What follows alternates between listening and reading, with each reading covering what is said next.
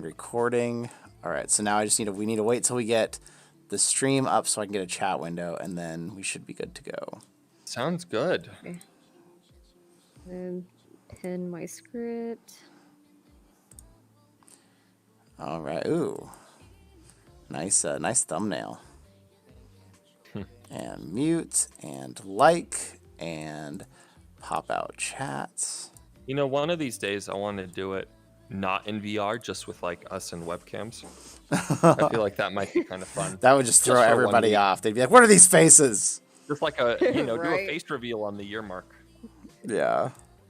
We'll say it's Photoshop. All right. And so now I need to drop an announcement in each Discord. I just got notification for it on YouTube. Sweet.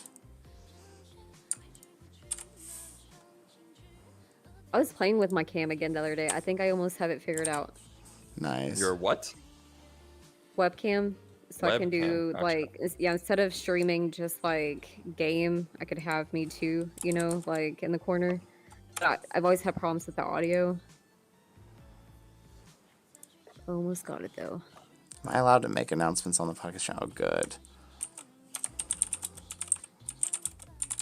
I have no privileges. I haven't. I need to check my privilege because I don't have any. Okay. All right. Announced on both Discords. Hey, Mavel and Ka for the winner already here. Hey. Oh, shoot. I probably need to turn this music down in this world. I don't know if this is claimable. Okay. World volume down. You say playable or Claimable. Like if it's going to claim the music and give us a copyright claim. I guess we'll find out because I think I was streaming like a minute of it. I'll just have to edit that part out. What's up, everybody? Let me get a chat window up and then we will be ready to roll. Oh, do we already got viewers? Oh, yeah. We got Natalie, Mavel, Ka for the win. Actually, we have 8 people here. We've only just got four chats so far. And I think only 5 of them are me. Right. Oh, Diamond's Like, here. we're not going to talk about that. We can fit one more question in the Q&A. If anybody has a burning question, get it in right now. Now. Don't waste any time. Okay. And I just need... Think about it. Just throw it out. Maybe think about it. Literally anything. Better not be some Be like awful the most question. random crap. Okay, I'm trying to keep my chat window not in Adam's face with this plate of food here. It's a little tricky. Mine's like halfway over his head. Wait, so you're looking above for the script? I always put it right below your guys' faces. For our yeah. See, I like to look at the table and stuff, so high. I put it like away from everyone, so mine's like over there. And then that helps me face that way. When does the PSVR 2 come out? We'll be covering that in the news section. Well, not exactly, because we don't know exactly when, but we'll talk about it in the news section. Great question. Great. All right. Are we ready to kick this thing off? I mean, Destiny, you ready? We got all this feast in front of us. I'm ready. We better get to eating. Ow. Just hit the wall. See, I think Table I'll pass. I had behind mac and us. cheese right before this. With a Just in spoon. honor. With a spoon. I had macaroni too. Fork. It's the official Full Dive Gaming Podcast food group. It is. It meets all the requirements. Yeah. Oh wait, I gotta hit. right, Wait! I gotta hit record on Zencaster. Whew, that was so ready that for was this. close. That was close. Riff would have been Dive on in. so mad. Oh no, Dive that's on gonna be the first part. Literally, that I hit record on. He's gonna be mad. Okay, I'm gonna be like, you're welcome. I'm gonna take a big swig of water. June 2021 for PSVR 2. There's no way. The dev kits just went out. We'll talk about that later. Okay, Adam. Oh God, get this food out of here. Ow! I just hit my desk. Okay. We'll eat that. It looks like a pizza. Destiny. Okay. I can't touch anything. My desk is too close. All right, Adam, you got this, buddy. I do. All right. Oh, and I'm already dragging food around. Okay. Taking our foe. Yep. For fun. Welcome. Whatever. I'm trying to start here, Destiny. All right, go. Okay. Hello, everyone. Welcome to the Full Dive Gaming Podcast, bringing a weekly dive of all the news, discussion, and condensed nerd talk you need for virtual reality gaming. This podcast, as always, is brought to you by our very friendly people over at Asterion Products, designers of some of the top-selling Amazon VR and AR accessories like the Asterion Aura VR headstand. Great Now, stuff.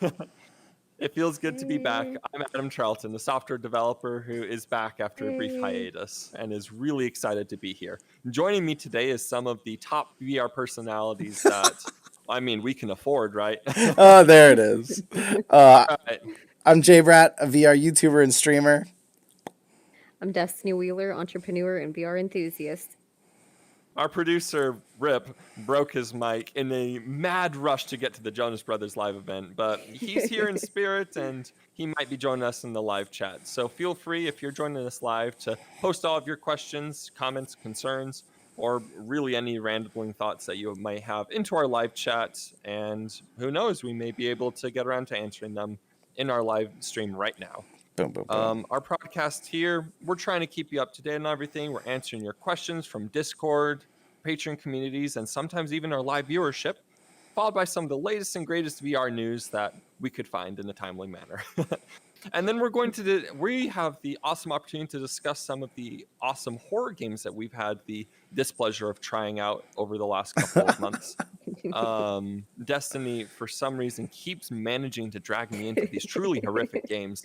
If you haven't seen our YouTube channel, you can view us. This isn't just a podcast. This is a video service as well. We are here interacting in VR, and it really adds a lot to the experience to see us interacting with each other. But feel free to join us over on our channel if you want to see us and our lovely digital faces. Or But see us, first, we're going to break off to Q&A. What was that, Jay? or see us crying in VR games like I did last week in horror games on the live stream. So a few tears were shed. It happens. Let's talk about questions. Yoda El Grande asks us what are your recommendations for an entry into haptics? I want to get my feet wet without spending too much, but I also don't want to buy anything that wouldn't still be useful. Should I fall in love with it and decide to jump down the rabbit hole? Now, Yoda, this is you made this question extremely difficult, because if you ask for an entry into haptics, I would say, like, look at the Woozer strap.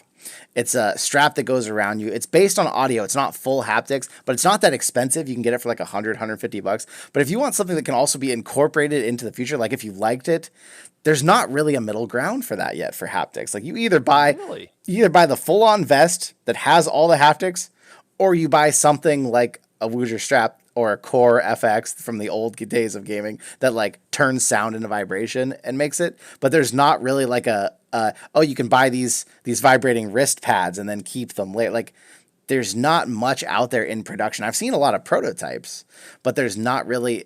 The haptics is such VR is a niche. Haptics for VR is even more niche. So there's not much middle ground. So really, if you want to, I would say you're going to have to jump for something like the BH haptics vest. It's like $350. It's a lot, but get it on Amazon. You can return it if you don't like it. Get it on Amazon, get it on Prime, try it out. And then if you fall in love with it, then you can keep it. That's really the only way you're going to get to do this. You got to try before you buy is the only way to make this happen. Worth it? I think if you're a gamer, I think haptics are absolutely the next step for VR. They're still kind of in their infancy, but I think if you can afford it, it's worth it. But that's a lot of money. Does it provide that much more to the experience? Oh, right? yeah. So like obviously it adds a little bit of vibration, but is it really worth that much money to start getting into it? I mean, if that's not you missing rent this month, then yes, I would still say it's worth it. Especially if you're playing a shooter and you're playing the haptics and you get shot in the right side, that's going to make you respawn and quickly turn right to return fire. This could be the difference between you getting killed in a game and you winning the match. Like, it's so much more intuitive than like this part of your screen turns a little red, so you try and turn that way and see the enemy. Feeling where you got shot is going to change that. So I would say it's worth it. Spendy, and perhaps this is just my experience with Onward. What was that? Right, that would be cool. Are they compatible with all games, or is it just like certain ones? The certain ones, a lot more developers are building them in, but there is also like a user interface where you can kind of set up, or at least it'll work off your like directional audio as to which side it's going to come from. So it's gonna work with all games, but the ones that are enhanced by the developers, it's going to be much better for. Because then not only are you going to like feel your right side, but you're going to feel like your hip actuator on your right side or something get shot, or the haptics. If you get the one with the face pad, you're going to feel the headshot in your face. Like, Ooh. yeah, I think that's crazy feeling. yeah. I've always wanted to get shot in the Your face, head you blown know. off. Yeah, I play VR just so, like, when I go out shooting, that there's not a risk of getting shot in the face, but Yeah. Now you can't Feel escape that it. helmet fly off. All right, well, next question we got from Brand Mullen, and he asks, what is the best starting point to develop for VR? Something like Unity or Unreal, C# or another language, good achievable Hello World project suggestions for VR.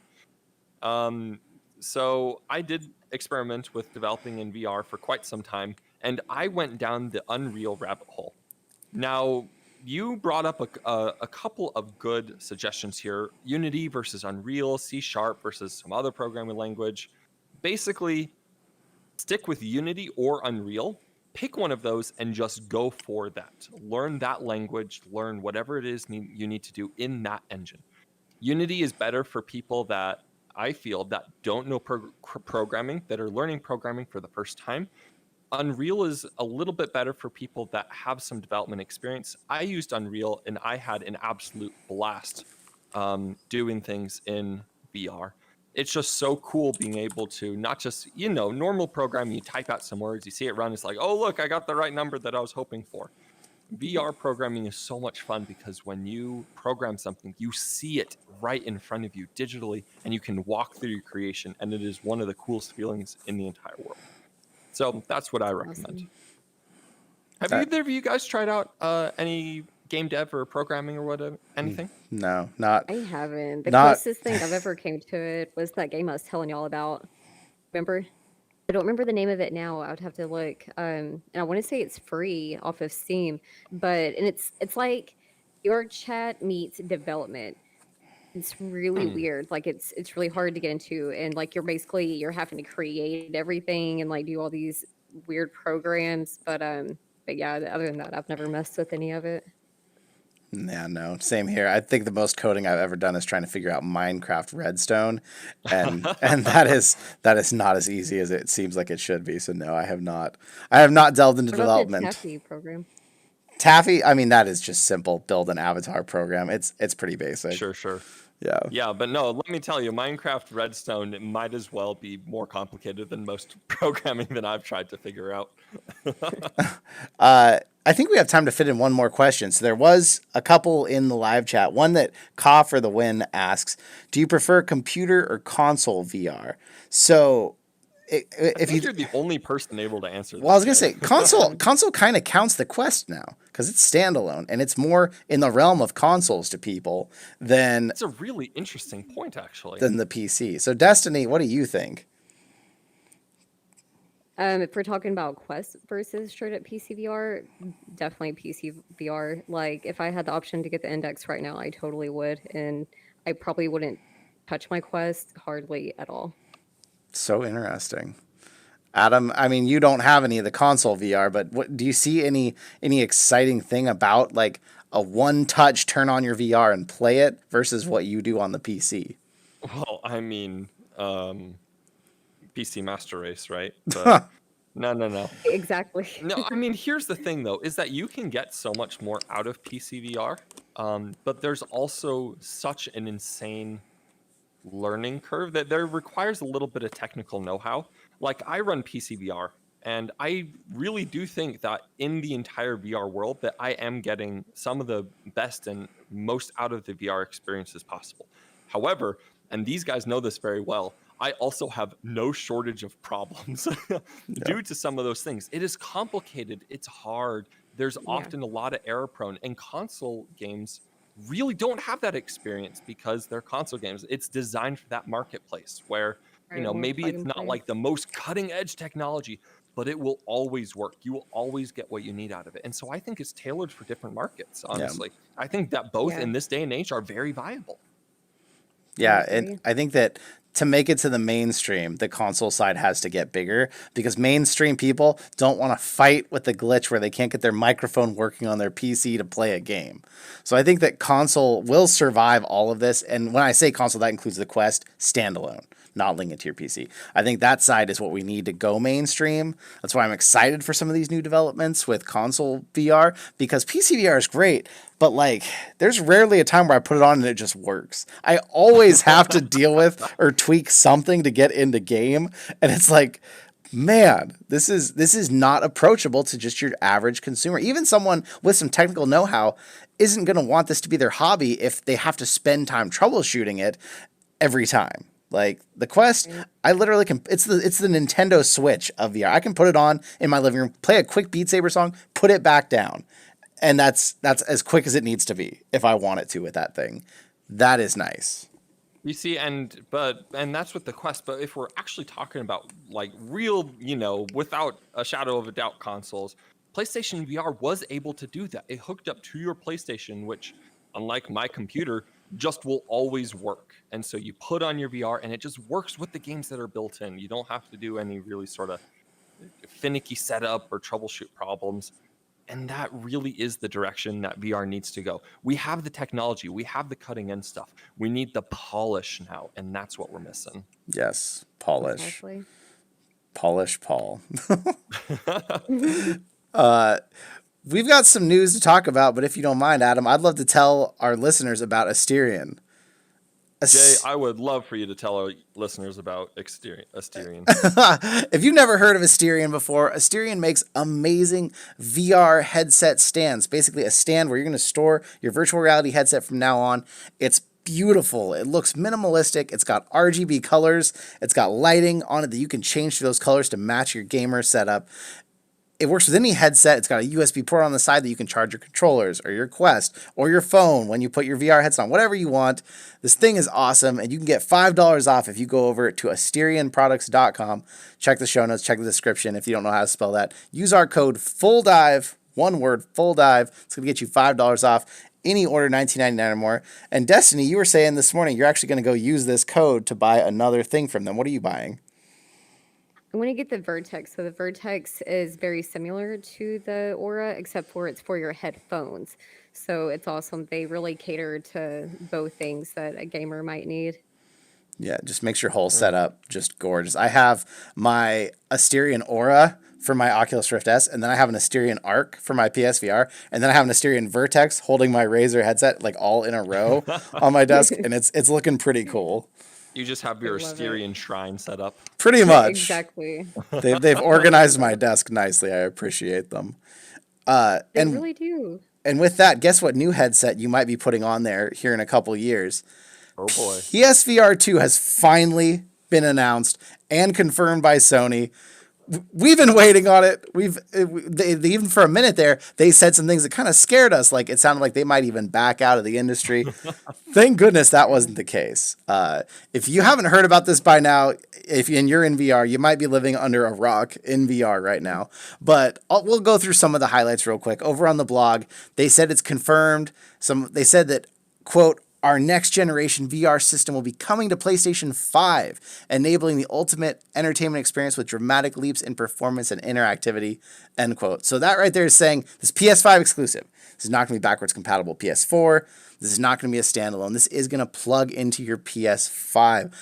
Are either of you going to buy a PS5? No.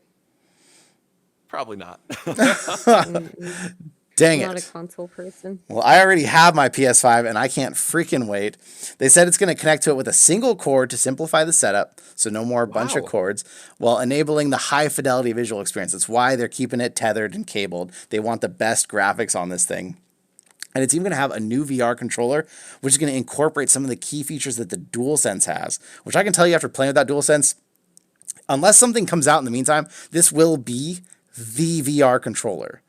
That thing has amazing haptics. It does not have vibrations. It has haptics. When your little character in-game is running across a gravel field and then he jumps onto grass or brick or stone, every texture feels different through the haptics on this controller.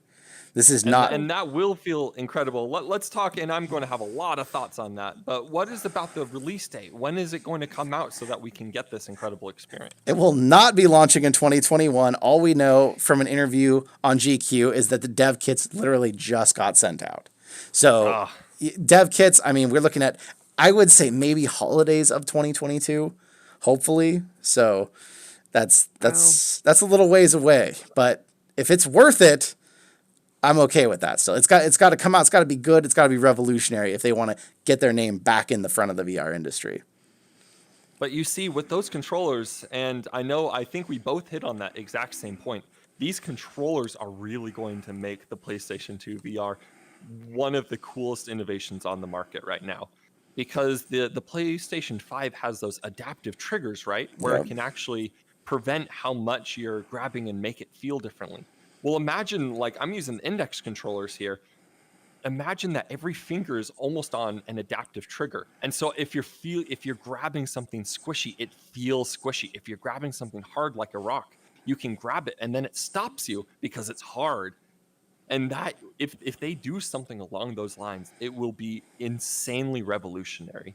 It will add those. People are trying to do it with like restricting how your fingers grab and like pulling it back with rubber bands or whatever to try and like simulate grabbing different things. This with the adaptive controllers might actually be able to do it. It will be incredible and quite frankly revolutionary. And if they are able to do it well, if nothing else better comes along the line, which who knows when it'll come out, it will without a doubt be the coolest experience in VR on the market. In my opinion. And I mean, that would be really cool. And that's something that we've complained about with most VR companies coming out with headsets. They're not doing anything really different with the controllers. Basically, especially with the Quest. So it is cool that, they may be coming out with something like that.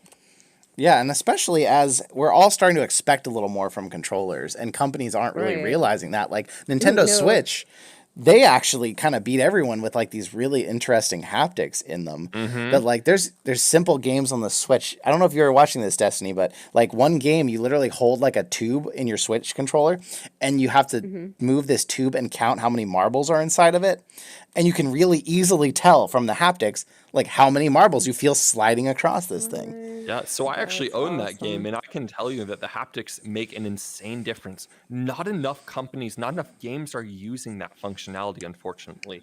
But it is truly incredible feeling them roll around, and you have to try and guess how many marbles. In any other game system, that's just a stupid thing, right? But you can actually feel it using this Switch controller moving around. And so if the PlayStation VR controllers incorporating that functionality into VR is going to feel awesome. Imagine feeling the recoil in your hands, bouncing it back into your hand as you're firing a gun. Or you're swinging a sword and you can almost feel like the weight of it wiggling around in your hand. That's the kind of haptics that we can be talking about here. And it will be a game changer for immersion. Destiny, did you have anything more you wanted to say? Because I'll go on a real brief like talk about the triggers since I've actually gotten to play with them. But was there anything more kind of that you were jumping on there? No, but I mean, that is super interesting. Like that makes me want to, maybe if I know somebody who has it, I would love to, test it out and kind of see that for myself. Because I've never got to play with like anything like that, haptics, anything. So it would be really cool. Well, the triggers on the Sony, I will tell you, it kind of feels like the first time you had a rumble pack in your N64 back in the day. It feels like I think I remember that. Yeah, it felt kind of weird, but now it's like the standard. Like it's absolutely necessary, and I feel like that's what this controller is going to do to the market, because like when you go to pull those triggers in, and like you feel the gun trigger stop when you actually reach the firing pin, and then you pull it back and you feel the firing pin drop. It's so much more real. But to me, I'm still sitting on a couch. I'm still looking at a TV. Once that's in VR, it's going to be the most convincing thing like you've felt, because it's going to be like you actually feel it. And if they go as far as putting a trigger in each finger, like some of the patents have shown, instead of just one actual trigger, like you could like grab a ball and your two middle fingers would stop at the edge of the ball, and then these two fingers would go in a little further where the ball's round. So you'd even get a little bit of shape in there not just the feeling, but a little bit of shape with stuff you grab. And this could change everything. Like I said, unless someone beats them to the punch, hears this and develops this faster, this could be the coolest thing for the next steps in VR. Yeah. So The only thing like similar that I've seen recently, there was a video on this just like bulky, massive glove, and the price Right. point was insane. I want to say it was like 3 to 5 thousand, yep. and I was like, "There's just no way. There's no way." Like that's, that's even almost more than what the Apple headset's going to be, and they expect that to make it into the VR industry. Like it's, I don't know, a lot of room for improvement. I'm excited. I can't wait. I just hope we get some details. Now dev kits are going out. I hope maybe, I don't want to say they leak it, but maybe we get to see a little bit, I want to know something. Quick, someone just needs to become a developer so we can get a dev. Just send in this really convincing resume. Oh, man. I'm not. Adam, what else is happening in the VR industry? Well, speaking of new headsets, PlayStation isn't the only one that's teasing something big. HTC, now this is going to be a news story with a lot of speculation here. Just going to throw that out up front. But HTC on their Twitter teased a new headset, a new peripheral, a new something. It was simply an image with a new logo on it and simply labeled, "It's your move." It could potentially be the Proton headset that they teased a little while back, which is either going to be an all-in-one like the Quest, or an all-in-two, where it's a basically VR glasses that sync up with your 5G phone to stream games. The Move could maybe be referring to body or hand tracking, something like that. Maybe it's not even a headset, it's just a peripheral for VR. All in all, we don't know. But HTC is kind of, well, yeah, and that's going to make for a really boring news story, right? Because quite honestly, you come to us for all your news, but this is literally all HTC has sent out. But I do have some thoughts. They're trying to get some hype for their new product. HTC in the last couple of VR rounds have really been trying to focus on business-oriented headsets. They've been. It seems like they've been stepping a little bit away from the consumer market. But you don't need to hype for businesses. Yep. They are trying to generate hype. You generate hype so that consumers, individual people like you and me, get excited about their product. And this is what it feels like. It feels like maybe they're trying to toe again back into the into the consumer space. But I don't know. Who knows? What would you like to see, guys, from HTC teasing a product like this? I would like to see anybody trying to be competitive with Quest at a decent price point.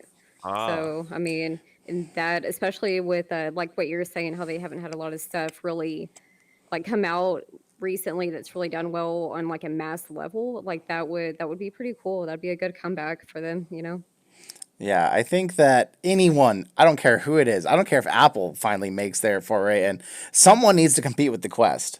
And it needs to be a company that has the resources to do it, which I don't know that HTC still does.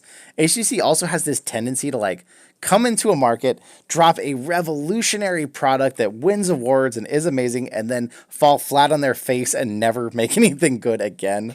They did it with the HTC One, this phone. I had it. It was awesome. It was one of my favorite phones I've ever owned. It won several awards, like best smartphone of the year, and then everything after that was just garbage.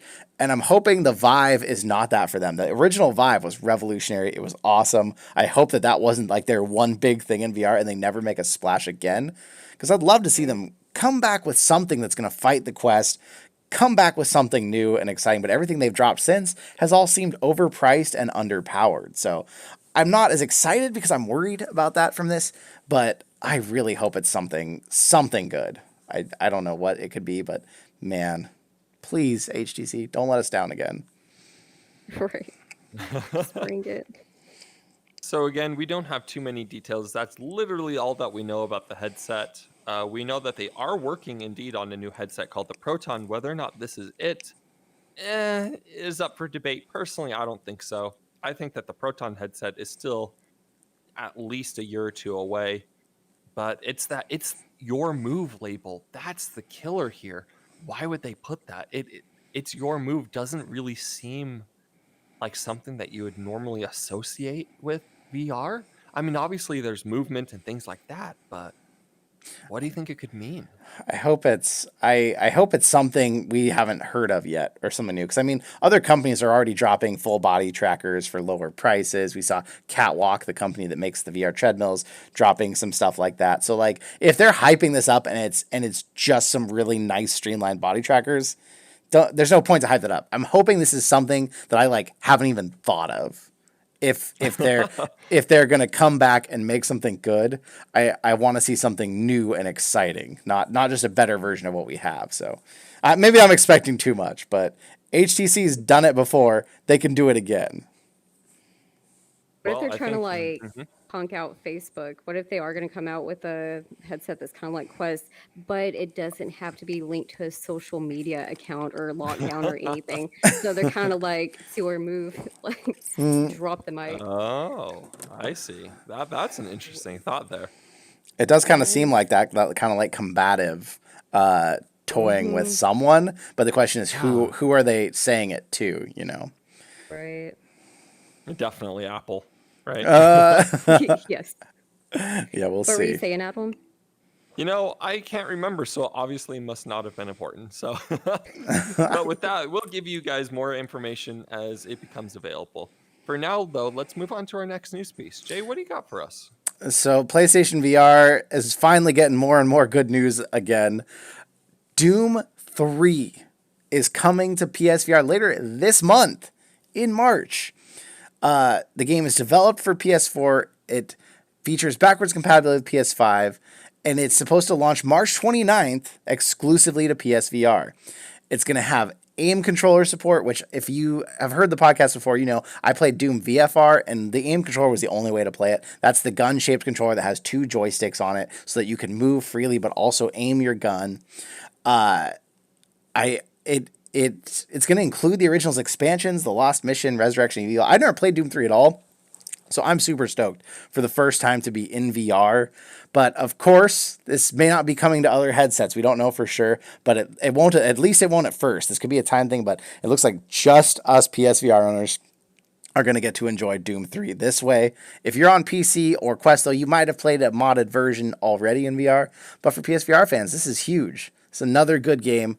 Another Doom game, and it's just PSVRs, which is always kind of a nice thing this late in the game to see something special coming to it. You know, if I'm going to be honest, I'm shocked that they're still developing for it. I mean, the whole PS5 released, and you can only link the PS5 to the PlayStation VR using this funky connection setup. I'm kind of surprised that they're still developing new things for PSVR in this sort of awkward in-between state before they come out with the next PSVR 2. It sort of seems a bit odd. Oh boy, Jay. Don't worry. I'll be back. Destiny, you can talk. Sorry, I'll be back. To offend you. Okay. I feel like I totally like see what you're saying. I'm sure it'll probably start tapering off. I mean, or could everything be universal? Is that a thing with the PS games? I think the games could potentially be backwards compatible because they already are. So I think that, but I mean, if it's primarily using an aim controller, are they going to come out with a new aim for the PSVR 2? We don't know. God, I hope they do, though. That controller is so fun. I don't know what more to say about it because I haven't played Doom 3, but I've heard that it was one of the Dooms that was a little bit more of a horror game rather than just like a run and gun action game. And even watching the trailer, it kind of looks like it looks more atmospheric. It looks darker. It looks a little creepier, but you still have the chainsaw. You're still out there hacking and slashing things. I will definitely, day one, I'll be playing this, streaming this. I'll come back and tell you all about it because I'm just excited to be getting more and keep using my aim controller because I still love my PSVR. This far after the fact, it's still good to give it some love. But gosh, what is it about horror games? Why horror games? When you want to make someone feel something, you either have to like write a really strong, powerful script and put a bunch of production into a game, or you just make a horror game and scare the crap out of them. Like that's kind of the easy road of making someone feel feelings. Yeah, you know that makes me sad. It's like, I can either write a really good game or I can just add like a ton of clowns to it. You know? Well, I mean, we're kind of getting off off the subject here, but like think about like the person who developed Five Nights at Freddy's versus like the huge team that made The Last of Us. Like both emotionally engaging games, but for very different reasons. And one of them is like a social phenomenon, and the other is just a really great game. I think that if we go any further down this track, we're going to eventually end up on the concept of mobile games and microtransactions. So maybe we should cut us off here. It's like we have treaded this path before, and it always ends up the same way. Mobile games. No, I feel like, you know what? You've heard it here first. That's the next step for VR is microtransactions in VR. Oh, please, no, not yet. We're not ready for it. I will take ads in VR before that. Like, there could be a poster on the wall here for something. I would gladly be able to ignore that over some sort of microtransactions. Yeah, they're really not big right now, right? There's only like Rec Room technically isn't that microtransactions? It has the tokens? option if you want to buy the tokens, yes, but you can still earn them slowly. So like it's not a necessity. It's not a pay to win kind of thing, which is nice. Keep it Yeah, that cosmetic. way when you get that hat, you feel that true sense of pride and accomplishment. Yeah. So You're like, I work for this. I grinded so many screaming kids in paintball that I had to kill to get this. I have reached How many this kids you hat. had to corner? Reached this hat on the corpses of 10,000 children. Those screaming kids. Oh my gosh. Well, we as we said earlier in the podcast, we got around to playing some horror games. Destiny, you're the horror buff here. Why don't you tell people what Propagation is, what kind of game it is, what it was like, and why you and I got to play it again? Okay, so I guess first, like, yeah, let me just explain what the game is, if I can even explain. Like, this, it does have a storyline, but the storyline, like, loosely pay attention to it because I really love the graphics and I'm pretty ADD, so more than anything, I'm just kind of like taking everything in. But then okay, I don't even know where to start. So basically, I'll say with the start menu, when you go in, I've talked about this before, but that's one of the things that first really grabs me into a game is the great visuals and music, because then right away I can already usually guess if I'm going to be into it or not, and immediately it grabs you in. And so it is like a horror-based game, but so once you get into the game and you actually get to start playing, originally it didn't have co-op, it was just a single-player game. It is a short story, it's free. But especially for the price, it's totally worth it. But anyways, once you get into the Well, game, the it's price kind of is like free, this. so Can't go wrong. 100% worth it already. But so once you get in, it's kind of like this post-apocalyptic world, I guess you could say. And then these like scientist dudes with these like, no, they're not wearing the things. Or what are they wearing? Just like, are they army people? What There's are they supposed to be? there's some guys in the army. Was there guys in hazmat suits, or was that just the zombies that were in I hazmat know that's why I suits? can't remember. I there's a can't. bunch of zombies in hazmat suits. So I was able to play a bit Maybe of the that's what I'm single player thinking of. campaign. Yeah. So, and the Yeah, single campaign really is incredible. I'm sorry, Destiny, yes, please yeah, continue. it's totally worth it. Even the co-op, which I'll get into in a second. But so, anyways, yeah, I guess it's just these like army dudes, but they're coming to kind of like help you. And in this post-apocalyptic world, there's like these mutant creatures and like crazy huge spiders and just like these different like waves of things that you have to like kill and go through. But like I said, there is kind of a storyline because in between the waves of shooting stuff, like they do try to interact with you. And Jay, didn't you say that you can like kill them and then they start shooting Well, if you? you shoot one of them, they kill you. Yeah. Okay, see, yeah, I haven't tried that yet, but I remember him saying that. So, anyways, like, and then it's a very short storyline, but that's it's plain and simple. You after you go through the waves, you have to beat like the ultimate boss, and then it's done. But what's cool about this game is recently they came out with a co-op update, which we learned it's an extra $10, but it's like an instant download, and it 100% is worth it. So me and Jay finally got to play it together and try it out. And Adam, or I don't know, is it like more than two players can play, or is it just two? I think it's only two since it's co-op, but I guess we never tried to add a third person. I didn't see anything about that online, so I'm pretty sure it's two players now. But just know who knows? Maybe there was something I missed. I think it's two people.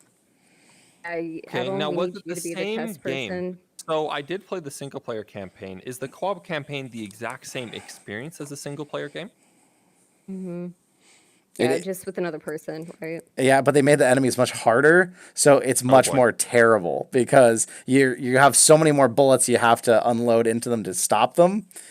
And the nice thing though, like we kind of talked about, it felt like at least someone had your back. You weren't so in this game you don't walk around, you don't move, you can just turn and you can move around your room scale. But it finally felt like I only had to fight 180 degrees worth of enemies because I knew Destiny was behind me fighting the other 180, which was such a relief. It took it from a horror game to more of a scary action game.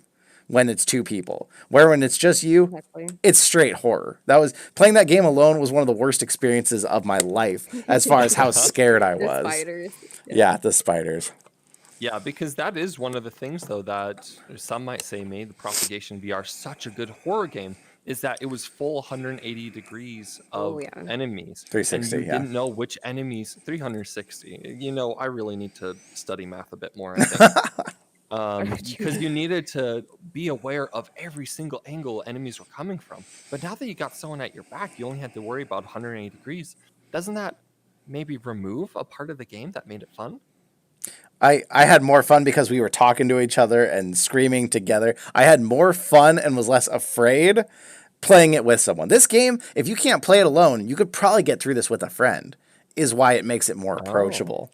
Where if you noped out at the spider part or even before it, play this with a friend, you'll actually make it through and you'll actually have some fun instead of just sweating tears the entire time. And I think any game is more fun, with somebody else. And so yeah, it's definitely like what Jay said, a little bit less scary because then I almost wasn't quite as focused on what was going on because then I was just like laughing with him the whole time and like, just fucking around. But one of the good points that I wanted to bring up with this in comparison to other games like Arizona Sunshine. So I love Arizona Sunshine, but in that game, what's interesting is the zombies are easier to kill, but you have to really learn to conserve ammo because it's limited, right? In this game, it's literally complete opposite.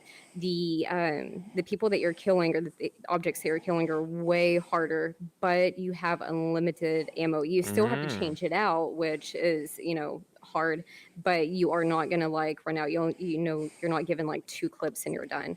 So it's comparable to other shooter games, but at the same time, it definitely stands out.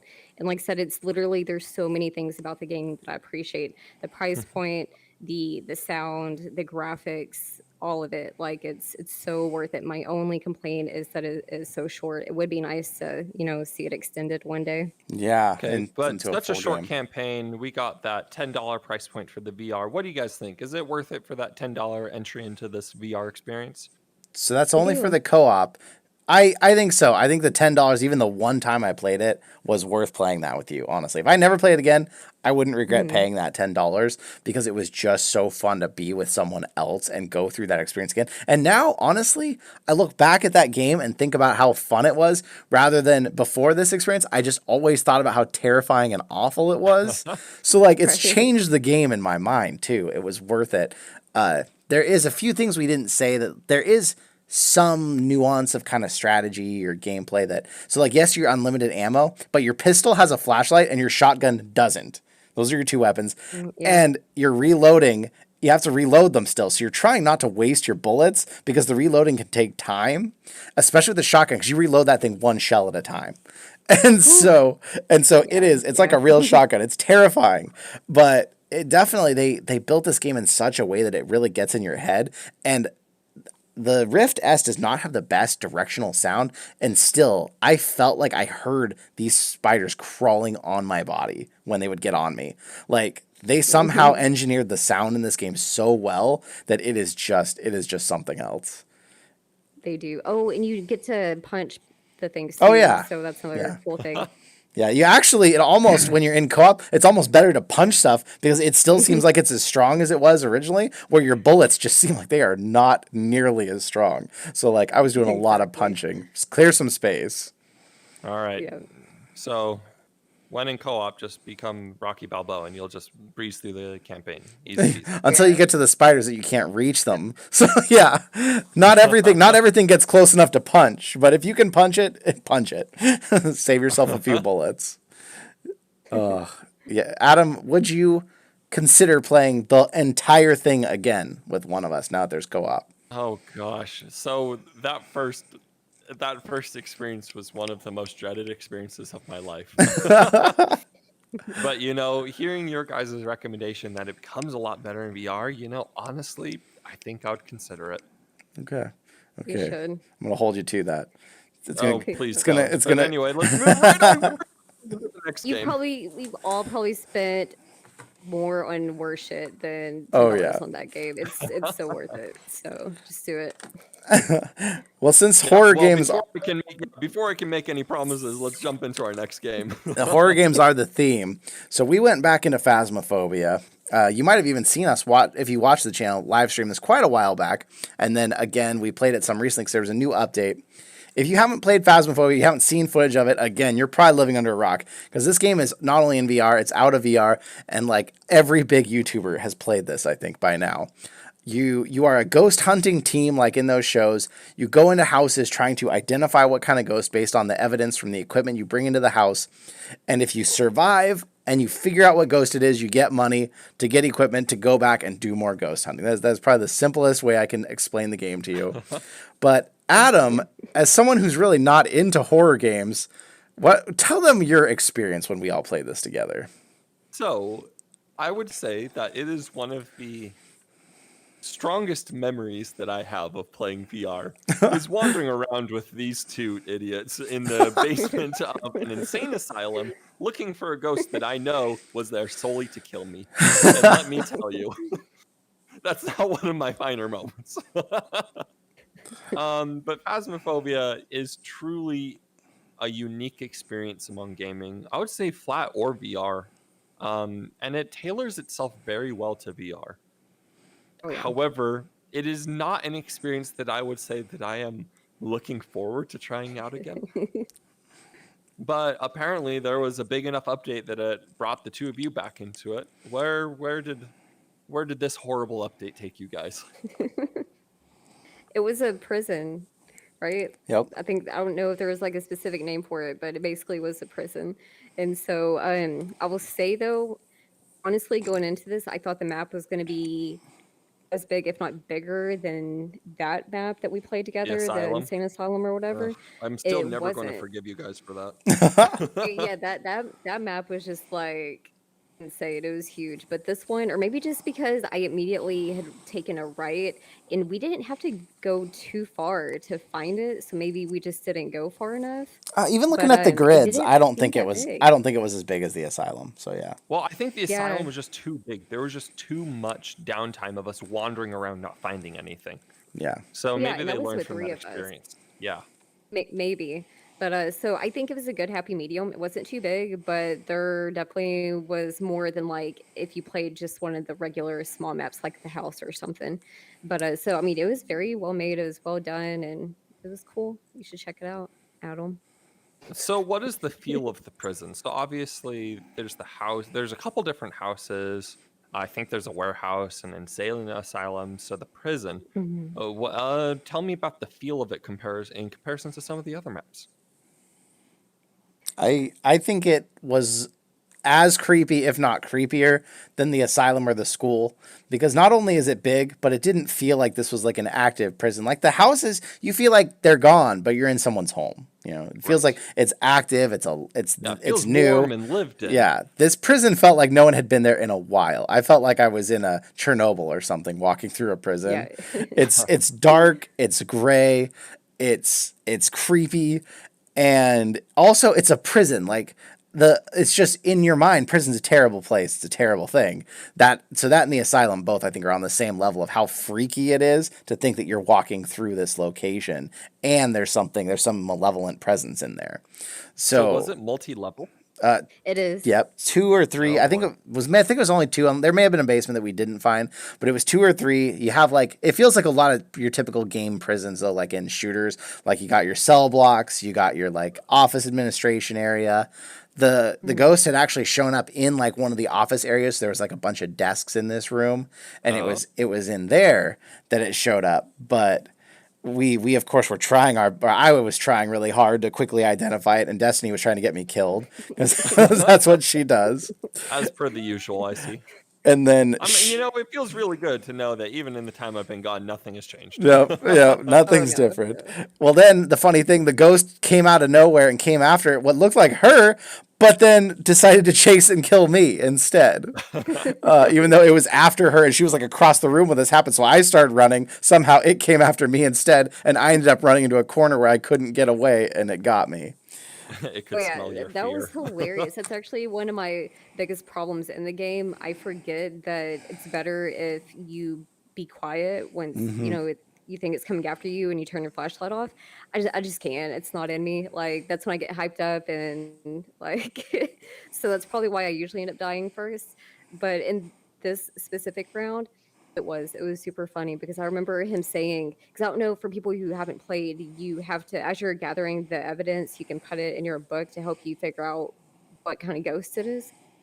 Well, Jay, right before he was about to die, he had found a piece of evidence, so he made sure to like scream it out. And as I turned around to look at him, like I could see him dying on the stairs, but I heard what he said, and that's what I needed. So I was like, okay, cool. Like, and then I got out of there. Oh, poor Jay, but I thanked you for that. For the millionth time, I lost all my equipment. And I think for some reason that round, it didn't even pay out insurance on my equipment. So I have like no money and no equipment now the next time I go play this game. Oh, no. Just starting from the ground up. Yep, that's what this game always is for me. It always feels like I'm just starting over. It's a game that has so much replayability. Like, it's insane. Like, I never get tired of it. It's one of the few games I could play it.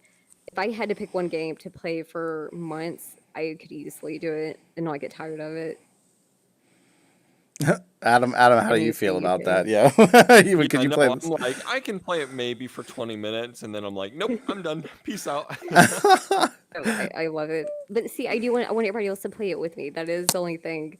Because playing it by myself, which I've still yet to do, I just don't think it would have that same feel. I love the group play. It's so fun. The group play. Let's actually talk about that for a minute, because we had the exact same feeling when we were talking about Propagation. It's an entirely different feeling playing a horror game or a traditionally horror game as a single player game versus a co-op game. Propagation single player was horrifying, and 2-player kind of turned it into this buddy action movie. Maybe the same thing with Phasmophobia.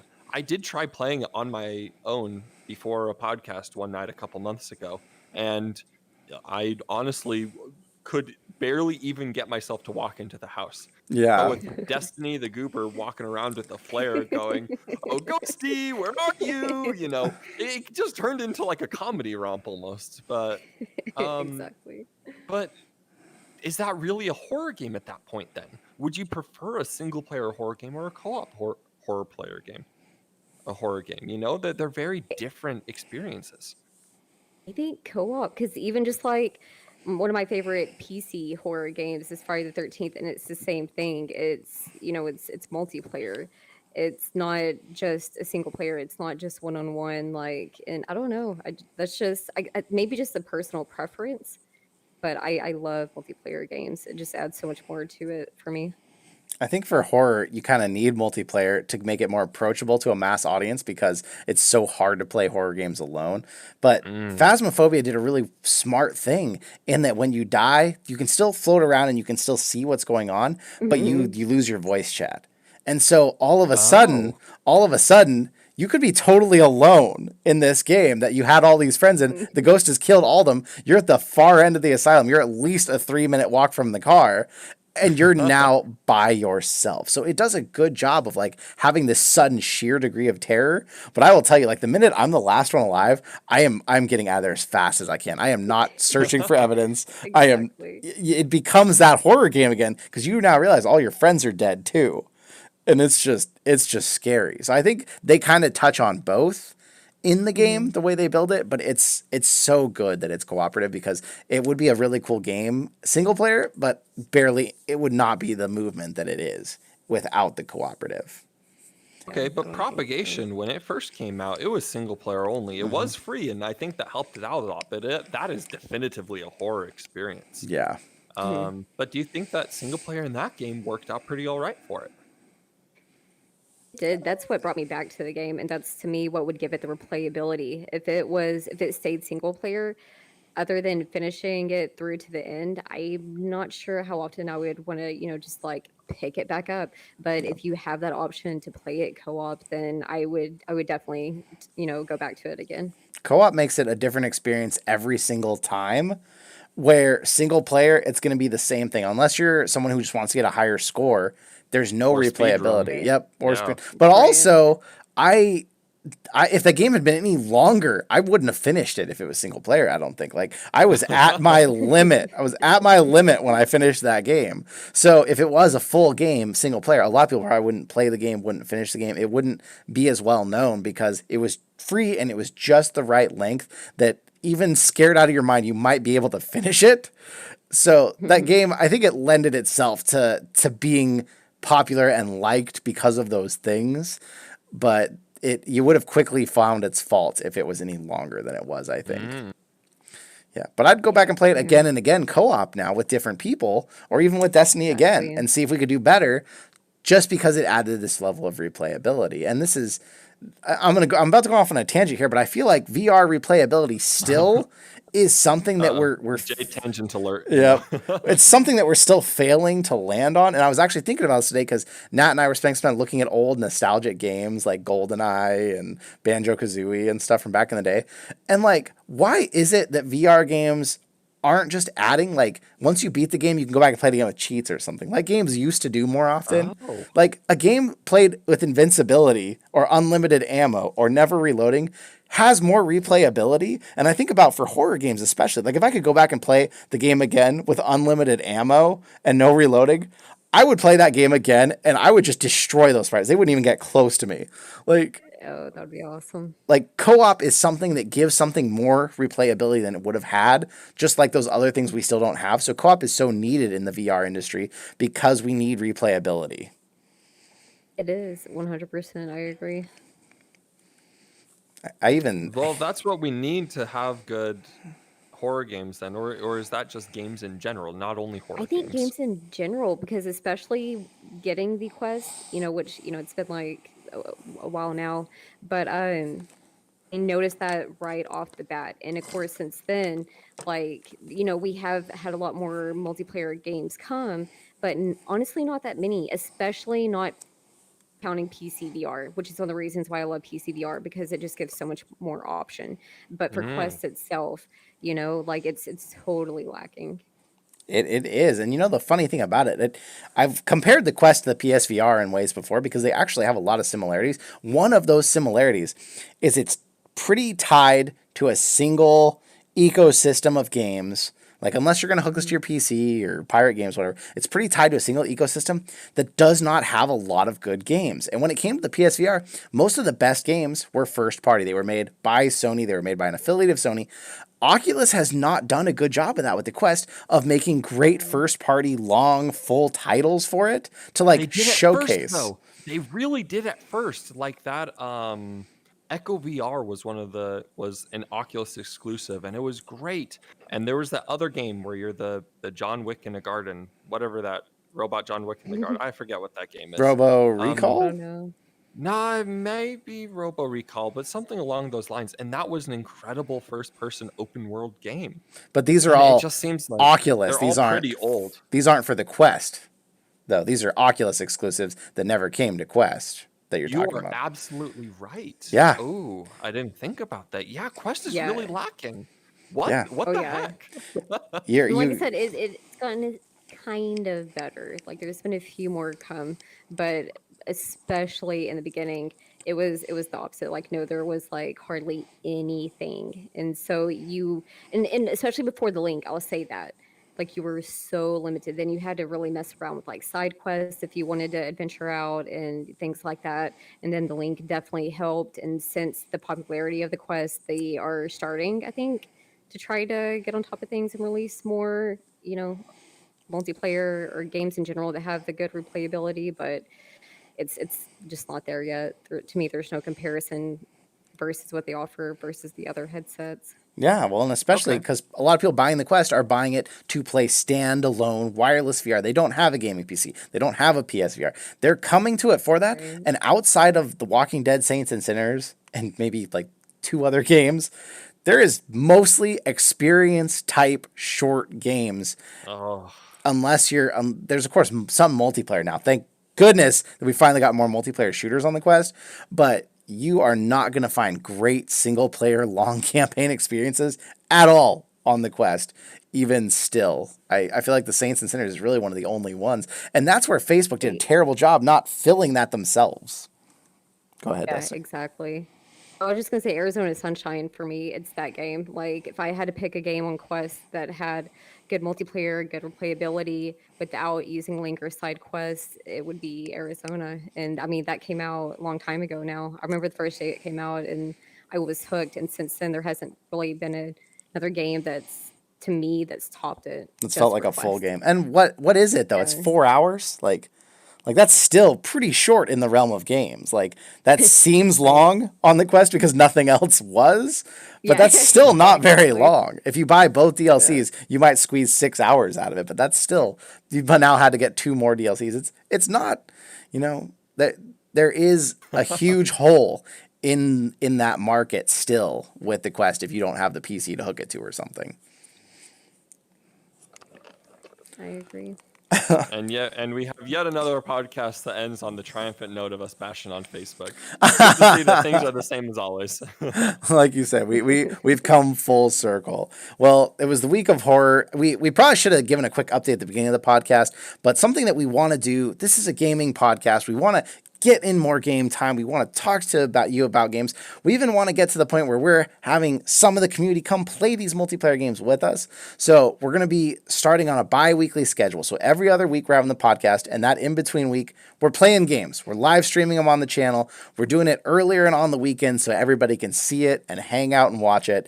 And, we haven't shot out what we're going to do quite this week as far as multiplayer, but if you have suggestions, join the Discord and let us know there. Join us in these live streams. Tell us what you want to see us all play together because we need multiplayer games. We need single player games also that'll be fun if we're like in a Discord call together and playing because we're going to game together and talk about it because that's still what we love about VR. We're here to game. There's other uses, but gaming is our top thing.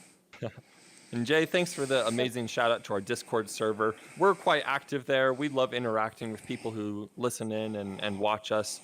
And in the future, like you mentioned, we'll even have some of those opportunities available to our community to come join us in-game. If you have any questions that you're dying to ask us, feel free to ask them there. We'll try and answer as many as we can in our now bi-weekly podcasts. But if you really want to go the extra mile and support us, please, we ask you to go ahead and check out our Patreon community. You can listen to the podcast a day early or basically as soon as we get done editing this. And you get top priority and Q&A questions. And you get nice stereo sound. You get the best quality version of it if you're on Patreon. Other podcast avenues don't let us give as good a quality to their website because they just don't. So, yeah, you get to hear it even better. And if you're listening to the podcast audio, and you consider checking out the YouTube channel where you can see us in all of our virtual glory.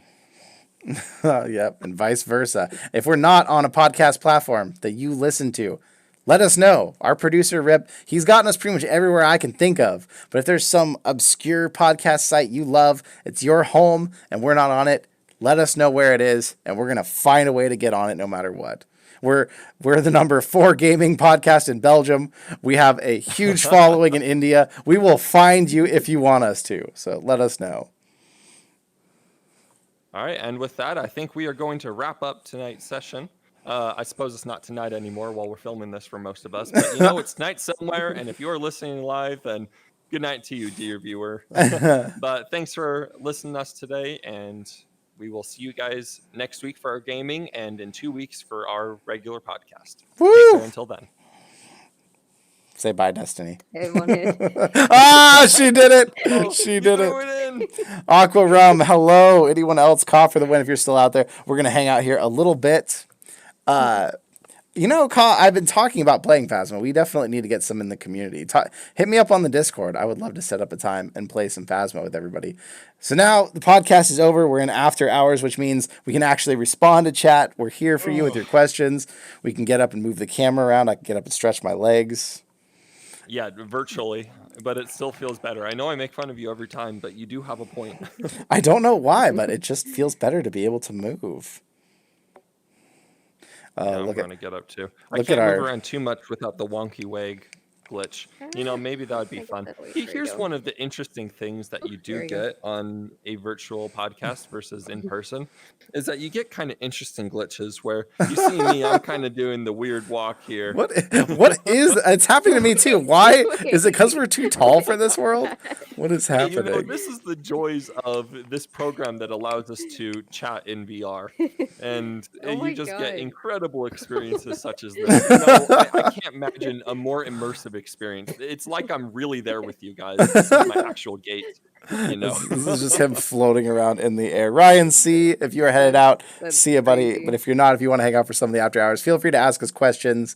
Say anything you want to in the chat. We're here. Destiny is about to eat this very gross looking pig leg. To go out to the dock outside, so let's go ahead and indulge them. Oh yeah.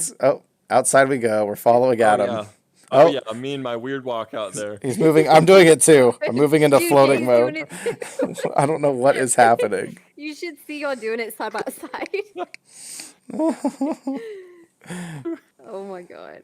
I wish I could have a camera for my ankle. I want to go swimming. This makes me want to swim. It looks so nice out here. Okay. Peace out. Oh, dang it. Did it teleport you back? Oh, you popped back up here. Yeah, it popped me right It just keeps respawning. Yeah. Yeah, I went into the water. If you like walk off the sand and go into it, you can see under it for a little bit. Yeah. Not play this thing. This one has one of the prettiest skyboxes in any VR chat room that I've ever seen, though. Like it really is nice, and I love the cruise ships in the background. I just wish we could go there. I know. I want to get to them. I keep seeing the cruise ship out there, and I'm like, oh. Oh, I wonder. I want to go. Let me go try to sit at that beach chair over there. Okay. Let's go see. We're following Destiny. Like a food stand over there. We thought about doing the podcast on the .ca, but there's no chairs. I guess we could have just stood the whole time. Oh yeah, this is cute. I don't know why I keep floating around so weirdly. You know, it adds flavor. I think we just need to go ahead and remake our avatars is what I think. But who knows? If we stop using this program and go to the other one, then this might not be an issue if I can solve my audio issue in the other one. Yeah. I think we'll definitely bounce around. You can go in the water right here. Oh, Destiny, you're getting your dress all wet. And your shoes, your boots. Oh, look. Hey, wait. This is perfect. Look, I can do the backstroke. Oh my god. You're like floating above the water, so it looks kind of creepy. If you had one of the floaties, it would actually work. Yeah, can I use a floaty? Oh, I can't bend down. I'm in seated mode. Yeah, here, you know what? Let me wind up. Let me wind it up, and then okay, I'll go a little bit lower into the water. Here we go. There we go. Yeah, there we go. That looks right. Oh my god. It looks very good. What is happening? Aqua Rum, I see you out there still. Is there anything in here to eat? No. I actually really want something to drink. I ran out of water. Asking if you play Minecraft Java. I have a Minecraft Java server, but I need to find the code and like figure it out again because I kind of lost it. We all have servers and we've like never played Minecraft with each other. That'll be one we should play one of these weeks because multiplayer, it is actually really fun. You know, actually, maybe that's something we can do this next Destiny, week. Would you play Minecraft with us? There's zombies. That is a resounding no. There's zombies and scary things. Is it, no, for real though, like Minecraft VR is one of the most scary experiences you can play. The VR version. What, Destiny? Did you say you have to have the game to play the VR version? Yeah. But you can play VR and non-VR together, which is nice. Like, how much is it? Minecraft is like $30 still, I think. I think it'll always be 30. If you've never bought it before. I don't have any epic Avatar memes. People are asking, or Avatar outfits. Look at there's food over here you can pick up too. There's just food everywhere at this place. That's awesome. Here, I want whatever, I don't know, this is. It looks like kind of deep fried sushi. Yeah. All right, cool. Well, thank you so much. Be a 5-star review. I'm a Pop-Tart cat. I look like a Pop-Tart. That's a Oh gosh, you remind me of Neon Cat. You do look like. Oh, I'm short now. Everyone looks so tall. Yeah, are we going to bust out after hours soon? How did our viewership go up after we started after hours? That makes no sense. Because everybody wants to be able to talk to us and engage. That's what after hours is all about. For tiny one. I know those weird little ones are weird to me. No, honestly though, that's like the standard size for VR chat ones. Is the weird thing. Yeah, the tiny. Really? Yeah, and then you can get an avatar like this. Oh wow! Oh, I am Maui. Stomp on him. My foot is bigger than your character. Your foot. I'm gonna get stuck between your toe. Ew. Ew.